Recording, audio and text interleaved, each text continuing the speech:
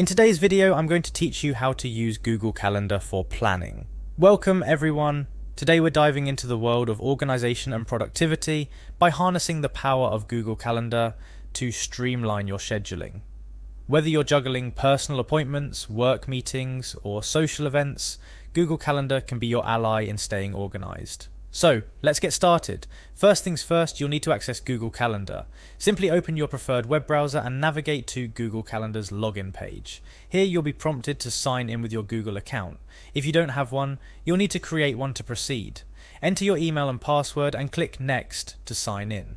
Once you've successfully logged in, you're greeted by Google Calendar's main interface. For the purpose of this tutorial, let's assume we're planning for August 2024. The calendar will naturally open to the current month, but navigating to August 2024 is as simple as clicking through the months on the small calendar widget to the left, or using the arrow buttons near the top. Now that we're in August 2024, it's time to create an event. Look for the Create button, usually found in the top left corner. Clicking this button opens a drop-down menu where you'll select Event.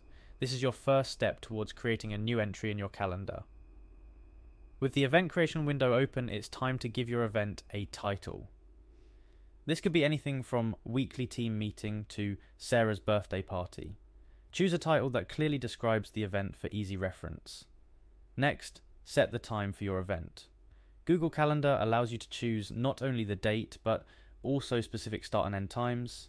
This feature is incredibly useful for keeping your schedule precise and avoiding any overlaps with other commitments.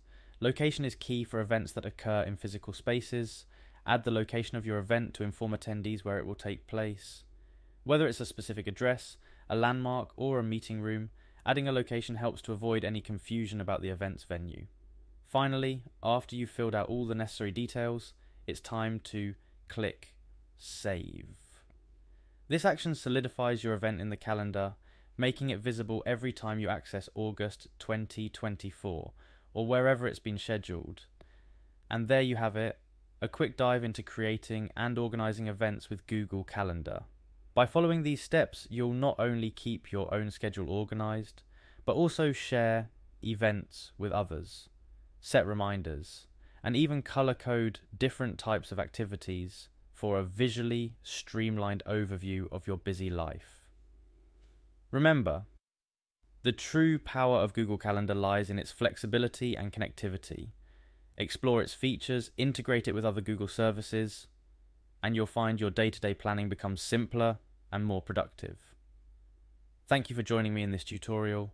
Happy planning and see you next time.